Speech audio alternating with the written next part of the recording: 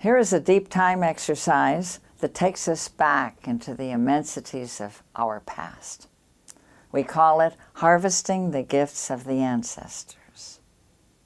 As we move back by the power of our imagination through countless generations, we are reminded that the industrial growth society is but a blip in time, a momentary episode, and that we belong to vaster reaches of time, the time of our ancestors, from whom we descend in unbroken succession. You will notice that we use our bodies not just to sit in a chair and do a mental fantasy, but to literally walk. Our ancestors were goers, walkers, and so do we in this, first moving back to an imagined beginning point of our human story, then forward through time, using our bodies as well to gather the strengths and gifts our ancestors have to bestow upon us if we will only remember them. And you will see that in order for us to keep moving in this exercise, the room is turned into a kind of turning dish. We move around, and there's a hub you'll see, perhaps a stool with a cloth over it around which we turn, so that we can keep on going.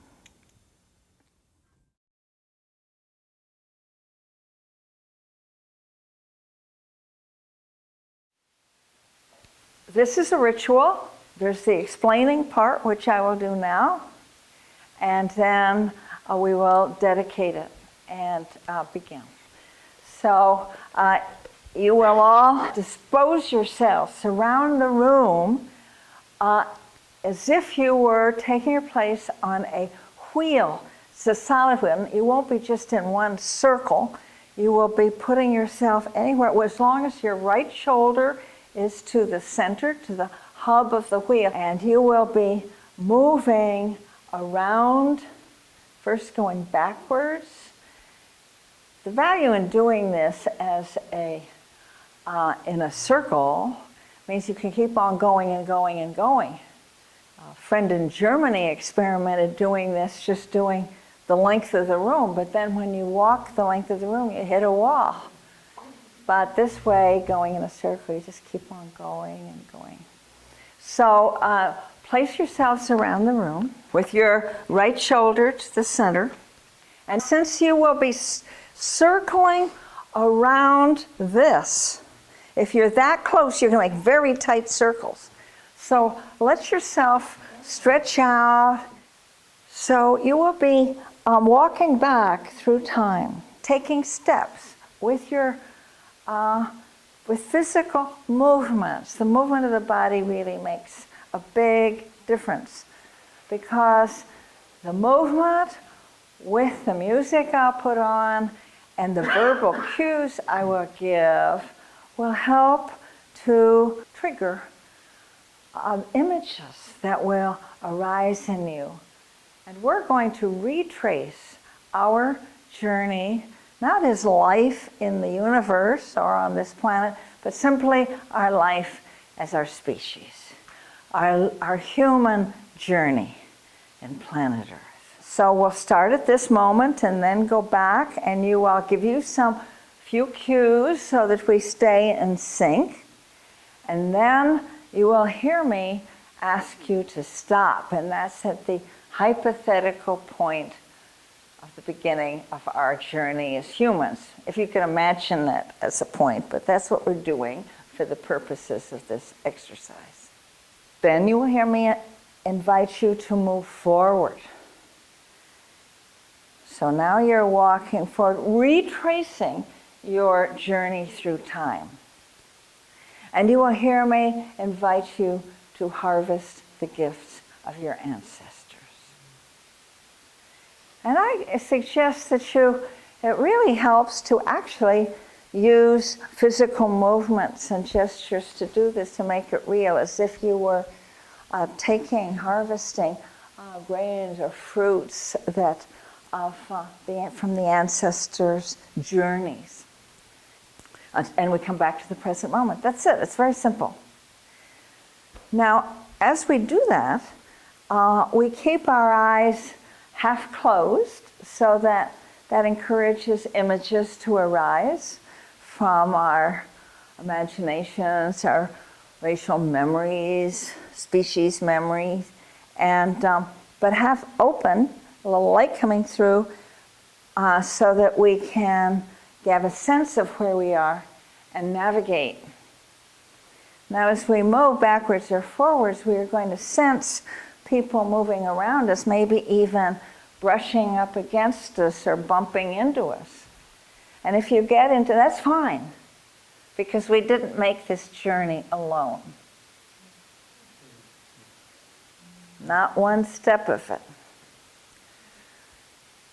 But you might find yourselves in a traffic snarl, at which point you open your eyes, you look around, and you see a open space, and you move there, and then proceed again. So you reposition yourselves. I want to acknowledge that this practice was originally taught to me in the germ of it in Australia by Friedemann Wieland. And so let us dedicate this. Let us make a strong intention that the attentiveness and sincerity and strength with which we do this process, this journey, will equip us and strengthen us and serve us for the work we are called to do for the welfare of all beings. So be it.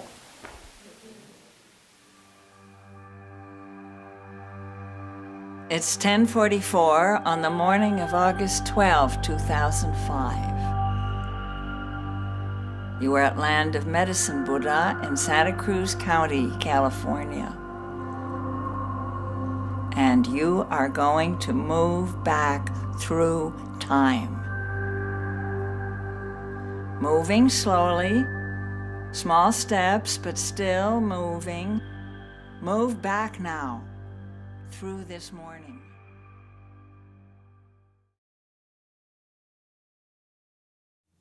You will notice in this process that music is very important.